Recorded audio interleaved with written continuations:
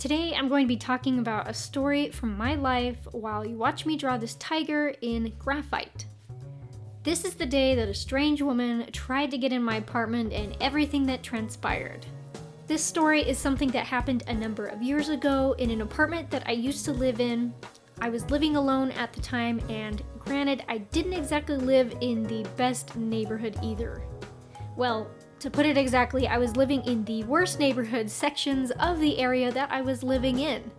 So let's just say that there were a lot of weird things going on in that area, as well as I seem to have a rotation of new, strange neighbors on a regular basis. A little backstory to the day on which this particular event happened. During that day, I had gone on a really amazing big hiking trip. I had just hiked Timpanogos Peak here in Utah really early in the morning. It is a long hike, 14.3 miles, and the summit is at 11,752 feet above sea level. It's a really tough hike. I started hiking up the mountain at around 4 or 5 a.m. that morning. You have to start really early in the morning in order to hike up and be able to get back down before the sun sets in the evening, as well as to beat the heat with being in the direct sun for most of the hike. Like, Utah is notorious for being really hot. So that's the backstory to that particular day. Let's get on with this crazy events of that night. That evening, I was sitting on my couch in my living room, watching some YouTube videos. I can't remember what I was watching. At 11:35 p.m., late at night, I hear the doorknob to my front door start to rotate and rattle. I sit up, quickly and quietly cross the floor to stand about 8 feet or so from the front door of my apartment, and watch as someone was turning the handle and rattling the doorknob. They couldn't get it open because I had both the doorknob and the deadbolt locked. The first thing that came to my mind is, oh my god, someone is actually trying to get in my apartment. And then they start dragging their nails over the door and wallowing with their body on it. My door was creaking and popping in the door frame as they were doing this. My heart started racing, adrenaline pumping. I then quietly got into my closet, which was right in front of the front door, and grabbed my door jamb that my dad had given me to use for my front door, and tried as quietly as I could to prop it onto the door to help support it and keep this person from breaking in if that's what their goal was. I got it on there and secured it, and it made the door frame creak, which, of course, this had to have happened when this person was being quiet and not making a bunch of noise on the door. She heard it, I'm sure, because then I heard her voice. Angie? Angie, someone open the door! It sounded very slurred and disoriented, and I immediately knew this person was either drunk or high, and that they were also a woman. My name is not Angie, nor do I know anyone named Angie, so clearly this person is very disoriented and doesn't even know where she is.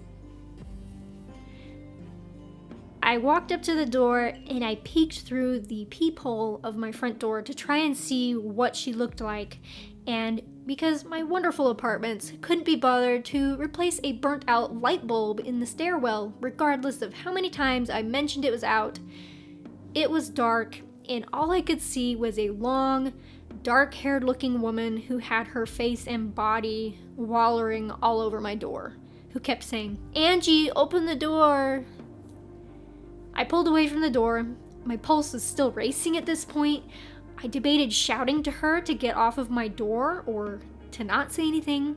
I've never had this happen before in my life, and I know that people on drugs or people who are really drunk can get aggressive and violent, so I decided not to say anything and remain quiet so that I wouldn't risk agitating her.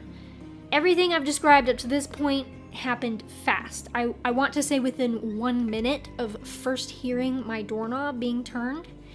Everything happens so fast, and you think about a crazy amount of things in such a quick time frame when that adrenaline is pumping.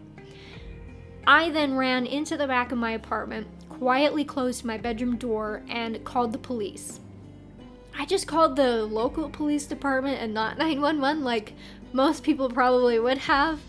I had their number on my phone as a speed dial because I had been calling the cops or calling the police department for many other things that were for other weird or bad things going on in my neighborhood.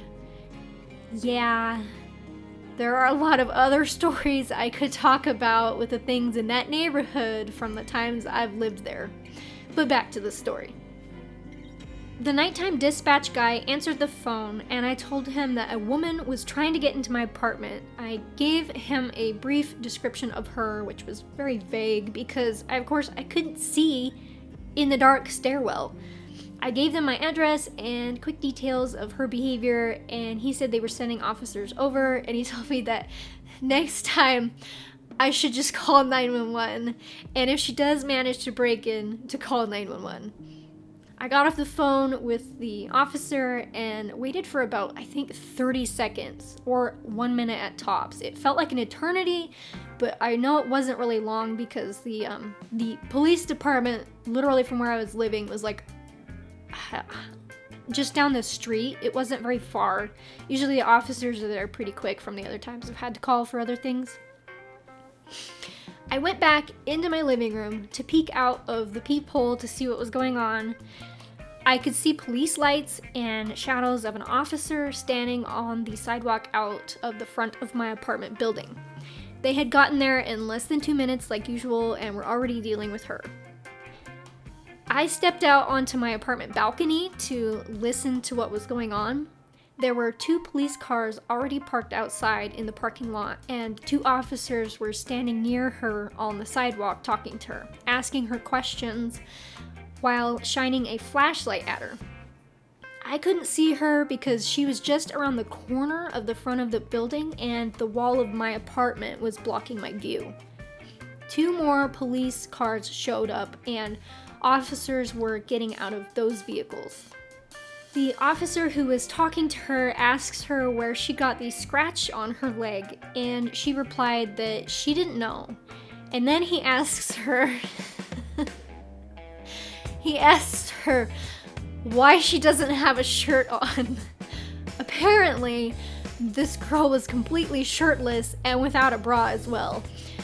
She mumbled something along the lines that she didn't know, and the officer calls over his back and his shoulder at the other officers arriving and says, "Can we get this girl a spare shirt?" I stayed out for a little bit longer before I saw another officer heading to the stairwell of my apartment. I figured he was coming to my door to have me fill out a statement. I took off the door jamb, unlocked the door, and let him in, where he gave me a sheet to fill out. And it was at this point my neighbor in the apartment right next to mine opens her door and pops out. And she asked what was going on, and I told her that a girl was trying to get into my apartment. And she mentions that she and her roommate saw this same girl a little while ago wandering around outside trying to get into another neighbor's car. So then this officer asks her if she wants to fill out a statement, as well as, she agreed to. I spent a bit of time talking with this neighbor about what she saw the girl doing and told her about what she did and tried to get into my apartment, and then I filled out my statement. And from what my neighbor mentioned about this girl is that she just saw her out wandering around, kind of like leaning against the neighbor that lived below me's car and pulling on the door handles and trying to open the car. Once I filled out my statement, I handed it back to the officer and I asked him where she came from or if she even lives here. And he said that she did live here and she lived in the apartment building next to mine.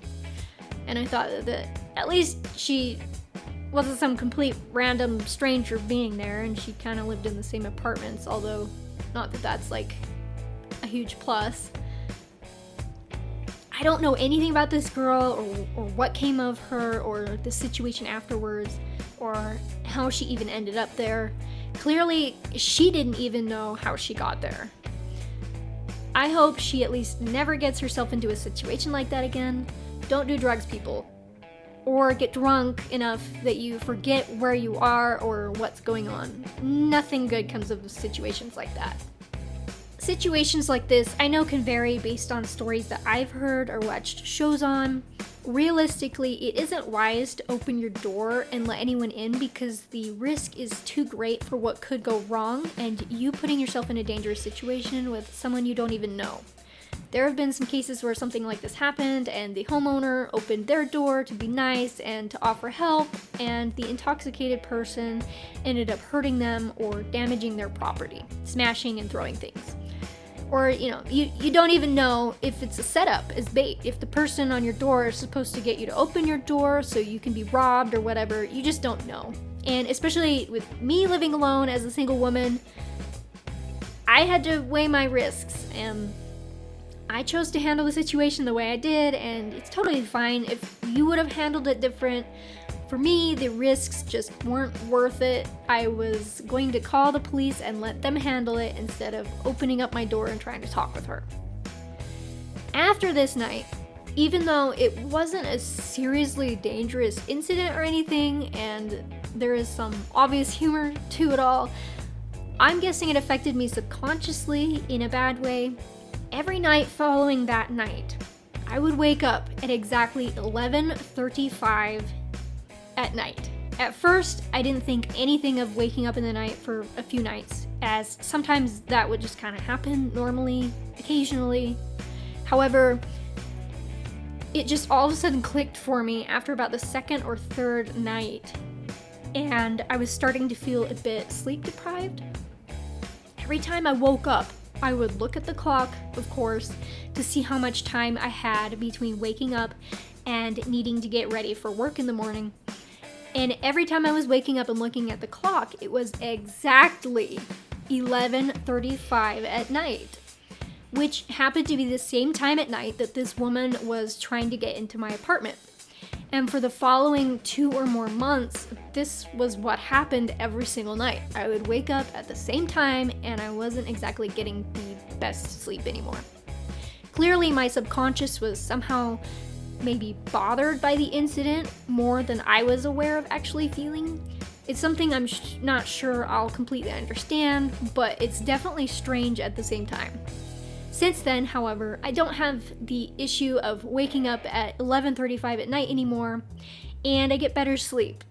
I must have gotten past whatever was causing that to happen. And to boot, I don't live in that apartment anymore or that bad neighborhood with all this weird stuff that went on there. I hope you enjoyed that story. This is a new type of video I am trying out to see how much you guys like these kinds of videos and stories, so let me know what you think, and if you would like to see more videos like this, I can see about doing more for you in the future, as I've got some other pretty crazy stories I could talk about. The tiger featured in this video will hopefully be finished soon, and you can watch the finished drawing time-lapse of me drawing it. Thank you for watching, see you next time!